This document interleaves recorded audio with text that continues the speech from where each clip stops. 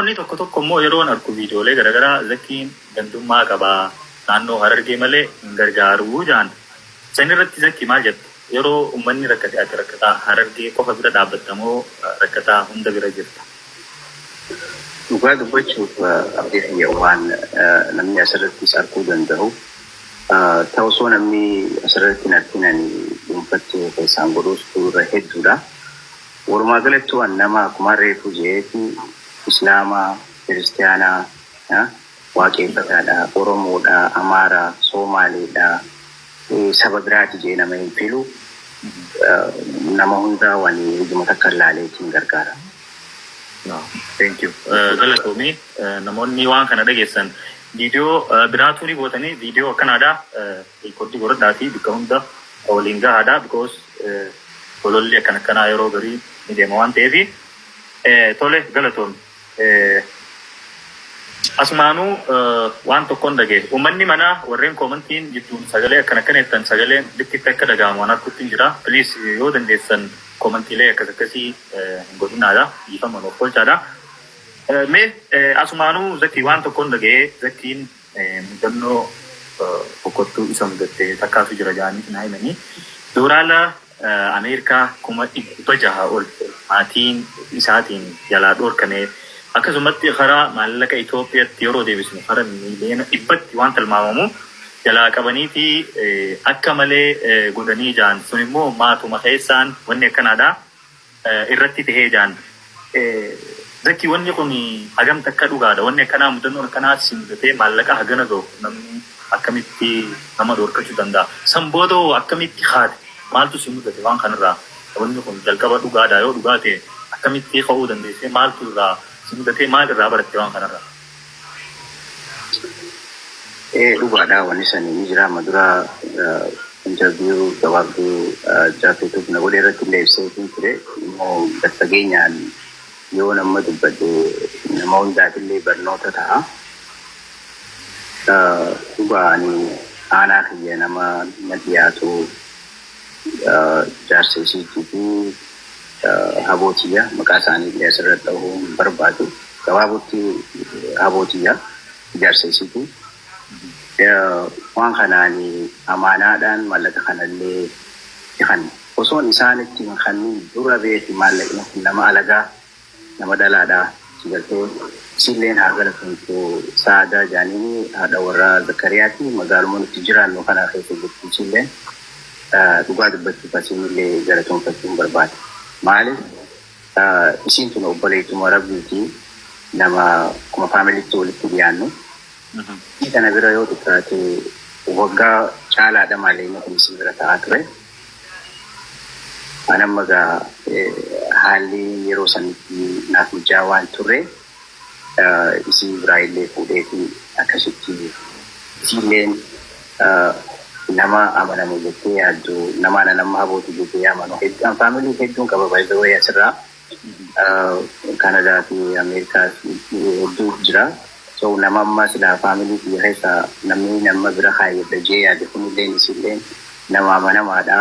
So uma rakkina hin qabu yoo eegaatis isii bira haayechuu barbaadde isii san bira jetteetitti maqaa isiitis naa dheettee anillee misuma biraan kaa'u deeme akkasii waan san fudhee biraan haayeetiif jaarsa habootiyaa kana bireetti fuudheetti geessee yeroo sanitti nama gartee ani family kiyya aanaa kiyya nama gartee waan hunda daran caalaa anaaf ta'u nama jeetiin nama kiyya abdattee waan san isaan bira jirti. Nama bikka kana garaagarummaa nama keetiitii fi nama alagaa gidduu jiruun ibsuu barbaadeetti si gale. Namni alagaa jechuun waggaa tokko maallaqa bira taa'ee ture. Naannanii fuudhee bikka biraa faamilii kiyya bira geessee aanaan kiyya immoo baatii 2-3 keessatti nattaphatanii gartee bu'aa bahii meeqa keessa na dabarsanii maallaqa kana manguddoo fi sheekotanii fi namootni isaanii dhiyaatu. Ani itti himatiin hin jiru. Maayyiirra gaa akka malee nataphatanii yeroo sanitti aanaa beeku dhugaa dubbachuudhaaf malee sanillee na barbaachisa. Mucayyooti xiqqoo takkaan jira. Tamma yeroo hedduu online kanarratti du'aayilee godhaa fi jedhee yeroo hedduu dubbatamtu. Mucayyoonni nama fayyaadhaan dhalatte yoo tiyya lammaffaati zikiraa jaaniin sukkaraatu guyyaa keessaa isitti dhufeesii amataa fi baatii takka amataa fi baatii jira sorry guyyaa keessaa sukkarichi anaa yeroo sanitti kanaanuu bakka yaadawaa jiru rifadhee yeroo dhumbiitti jetti ani gaddaa gabaa agartee akka malee garaan kiyya kun na badee gaafa ilmoon kiyya san dhukkubsatte san hidhate yeroo sanitti jechuun maallaqa kanallee na barbaachisaa maallaqa kiyya kana naa kannaa yoo dandeessan mee cinallee naa kannaa yookiin illee mee hanguma feetanuu fudhadhaa hanga kana nu biraa qabdaa ja'aati naa kannaadhaa je'eniitiin dadhabe akkasitti obboleessa kiyya maallaqa san gaa isaanis ani jaarsa isii nama akka saahibaatti walitti dhiyaannu nama wajjin yeroo gaarii wajji dabarsinu sababnummaaniidhaan waan kanaa fuudhee itti kannuu danda'e sababaa isa akka gartee saahibaatti walitti dhiyaannu maaliif faamilii daran caalaa bas hedduu walitti dhiyaannaa jaarsa isii kana innilleen isaan jala goreeti isaan wajjin faamiliidha waa'ee faamilii keessa galuu hin danda'u daanjee hawaasa fi manguddoon guutii ergullee dubbii kara isaaniitti jeeqee dabarsa. Gabaabumatti haalli keessa dabree yeroo sanitti garuu akkaan jabaadhu akkaan abdii horuu nama gartee sila akka isaan ittiin na fadhanii nanii yookaan deemee miidhaa isaan irra fiduu yookiin akkaan anummaanuu maatii kiyyaati jiruun kiyyatuun illee laaqamtuu yookaan akkaan anummaanuu waa godhu yookaan akkaan ani gartee waa hedduullee asirratti wanneechuullee hin barbaadu. Kanninuu maallaqa kanallee yoo barbaachisaa taatee nuti maanitti erginaa maal jechuun nama gaa si dhawee si wanna jechuus si binnee si wanna boonallee jaanii na sodaachisaa turan. Agarsan anillee nama akkasitti bika kannuu fi siitiisi nama uumamaanis nama waa sodaatu bitu. Akkaan anilleen yookaan qawweellee qabadhee dukkaana qabanii dukkaana isaaniitti faa dhaqee kaameeraa faa ilaalanii ruufii faana godhatanii hidhaafaa nanaquudhaaf si galte.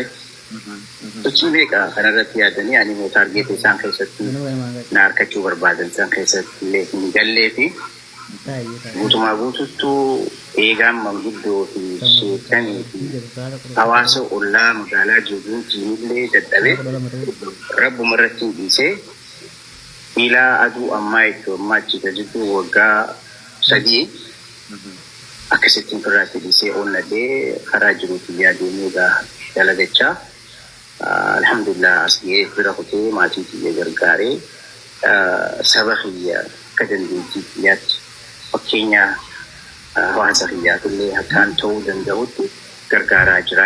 Fadhiitiin hundinuu beekumsa kiyyaa fi dandeettii kiyyaa fi humna kiyyaan osoo hin ta'in tanuma rabbii guddaa ol ta'eetu kana fakkaata gabaabatti obboleessa.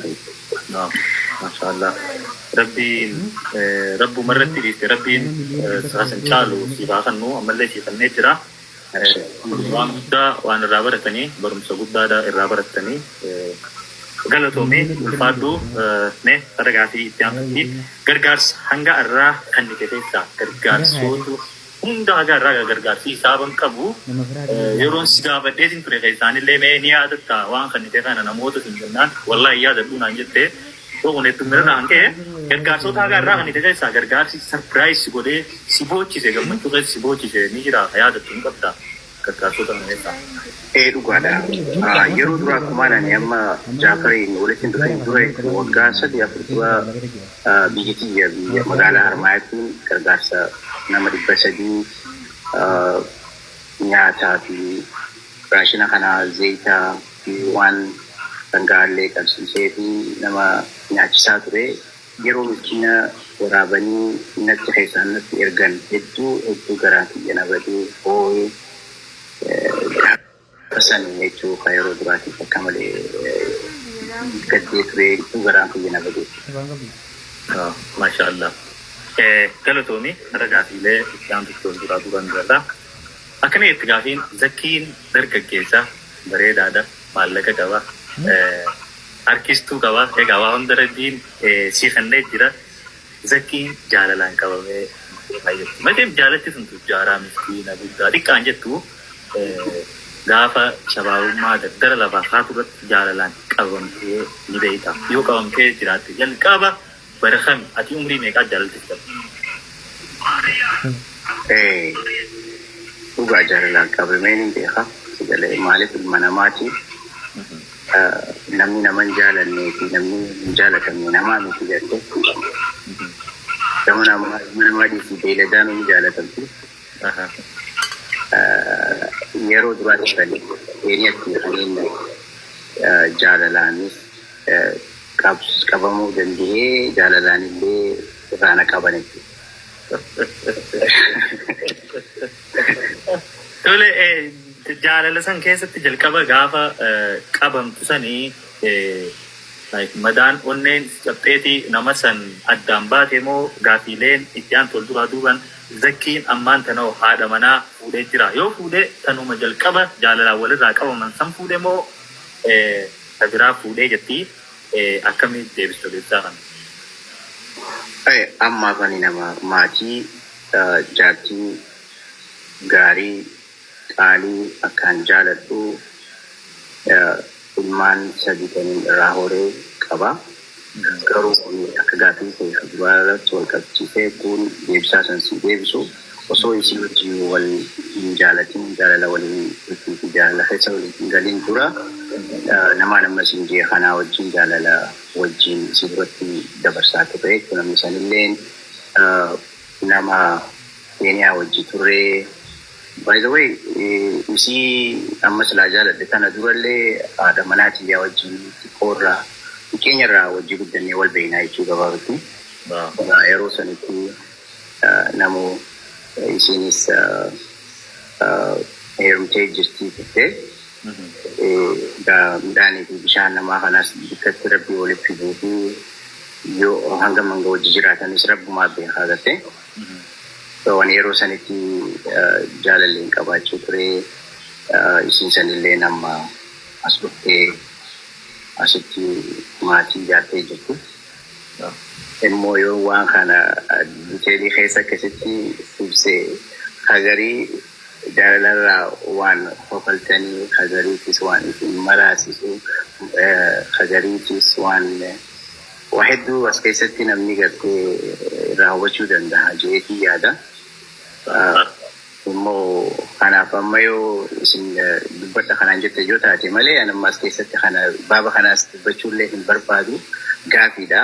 Gaafii kana ni deebistaa yoo feete isin deebistu kana fakkaataa birrii.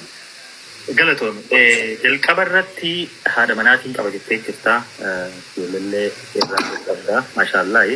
Jalqaba irratti mee haadha manaatii wajjin akkamitti walitti dhufuu dandeessa? Siitu gaafii jaalalaa dhiyeesseef moo ishiitu siif dhiyeesse? Dhugaa dubbachuudha. Dhalaan beekni hagam feete yoo si jaalatteewu isiin baafattee hin dubbattu dhiirumaa gaafataani. Dhiirumaatu ammaas yoo isiilleen wal qalbistan jarjaree deemnee dubbisuu dhiiraa jechuudha. Anumaatitu isii wal baruu fi maaliif duraanis waan already wal beeynuuf akka carraa ta'ee ani hojiidhaaf isteeta irraan deemaa ture.